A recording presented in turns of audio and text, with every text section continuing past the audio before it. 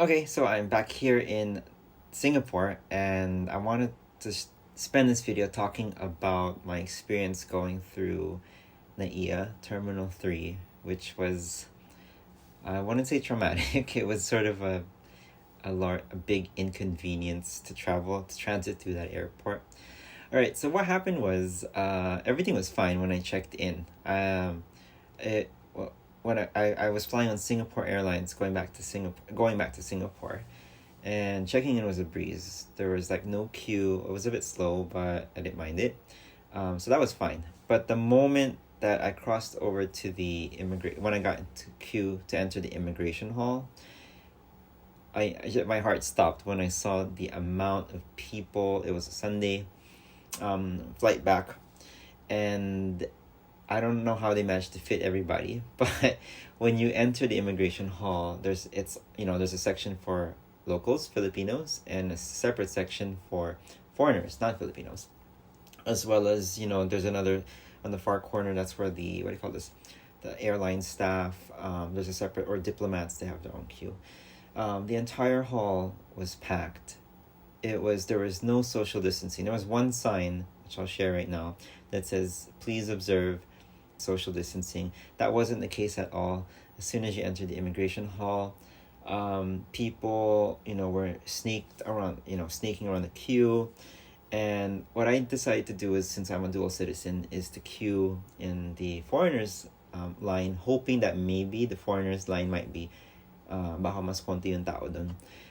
Which wasn't the case. I mean, yeah, it was konti yung tao, but it wasn't moving at all. There were only 3 immigration officers serving the non-Filipinos. For the Filipino side, Filipino citizen side, there were probably a bunch more. I didn't count on their side, but I can say this: kulang na kulang yung immigration officers when I was there. This is Terminal 3, by the way, in the NAIA. This is the newer of all the terminals at Manila International Airport, and it was disappointing. It was a nightmare. To think that 35 days in the Philippines, dining out, social distancing, wearing masks, meeting different people, avoiding crowded places, and then all of that felt like it was just going down the drain as soon as you enter the immigration area at our international airport. It was really disappointing. There were panicked passengers, because I was in the foreigners line. There was a lady with her pram, and what happened was, the line wasn't moving. You would stand in line, and it just wouldn't move for like 5 minutes. It just didn't make any sense. And then she was behind me, and then she quite apologetically excused herself. She started to squeeze to the front of the line, and saying, holding her passport and her boarding pass, and saying to everyone else who was in the line with her, she's like, "I'm sorry, but my boarding time is in 10 minutes. And then the lady in front of me, I think she's probably Filipino or part Filipino, she's like, they're also boarding in like 10 or 15 minutes. You should stay in line. And then it was just chaotic. There was no one at that stage, at that point. I couldn't spot any staff, airport staff, keeping things organized. Although I do know that if your flight is there's last call, which is ridiculous. You're still in the immigration queue, and it's last call. Normally someone from the airport will go into the crowd and announce, like, "Hey, flight SQ921, who here is flying to Singapore, who here is flying to London or somewhere, Dubai," and then they'll probably say, "Hey, they'll escort you to the front of the queue." It's a band-aid solution, I feel. So that was the single worst experience I had during the 35 days in the Philippines. It was experiencing that airport. I felt it was just really, really ridiculous. My tips for travelers would be, don't travel during peak times. I think in practice, we try to do that. But in my case, siguro naging kampante ako. I said, it shouldn't be that bad. Maybe it's a pandemic, not too many people are traveling. But I was absolutely wrong. I traveled on a Sunday afternoon going back to leave the country, and it was a peak time. And true enough, that's what happened. I was crowded. It was a very, very crowded hall.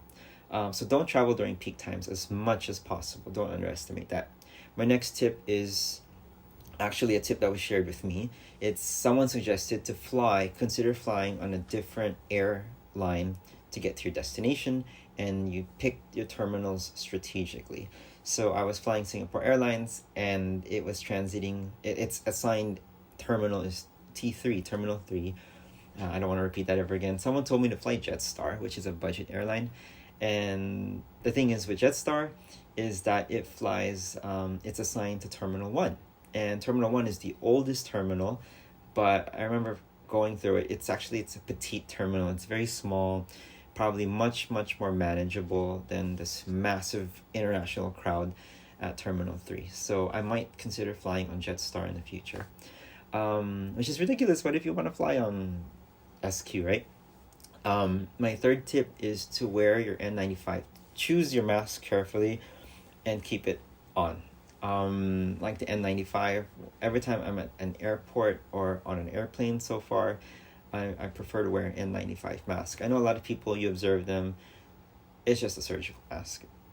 I mean, okay, fine, that's what they want to do, but I don't want to catch COVID when I'm on a plane or crowded on those aero bridges when you're about to board the flight. So yeah, I would suggest to wear an N95 mask.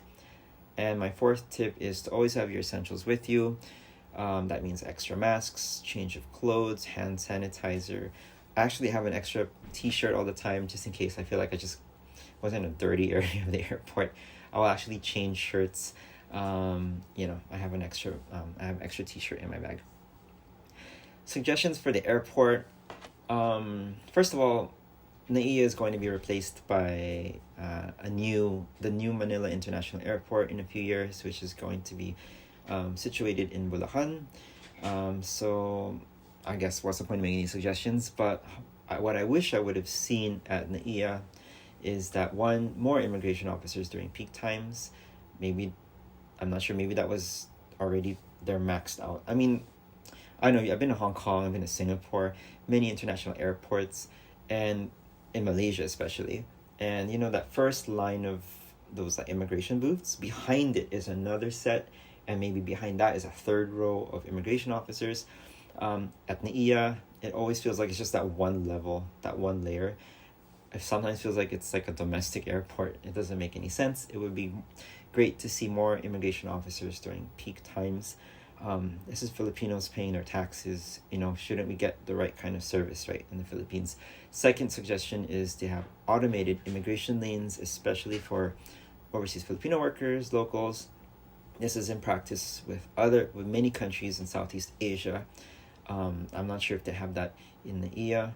I don't think so, because looking at that airport, it felt like everyone was just in the same queue.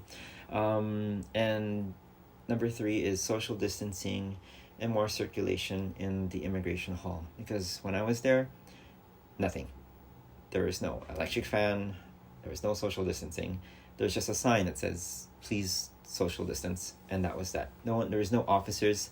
I guess I got completely pampered here in Singapore, where you have a social distancing ambassador in these red shirts that that actually go around and say, stay a meter apart.